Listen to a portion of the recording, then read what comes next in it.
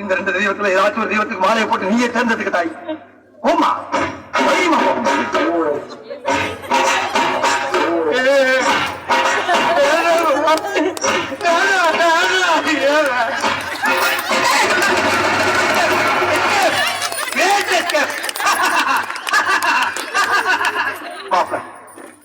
என் மணிமேகலை கண்ணில் இருந்து கடையில கண்ணீர் வந்து ஆச்சு.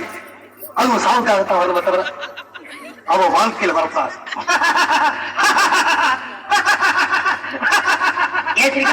நீ செத்ததுக்கு அப்புறம் தான் உனக்கு மாலை விழும்னு நினைச்சேன். இப்போ உனக்கு மாலை விழுந்தா என்ன அர்த்தம்? நீ ஒரு போனமுன்னு அர்த்தம்.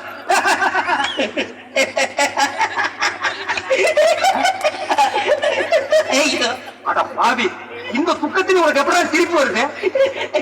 இந்த மூஞ்சிக்கே உங்க மூஞ்சி பிடிக்கலையே, இனிமே உங்களை எவ கட்டிக்கிற போறா அதை நினைச்சே சிரிச்சேன்.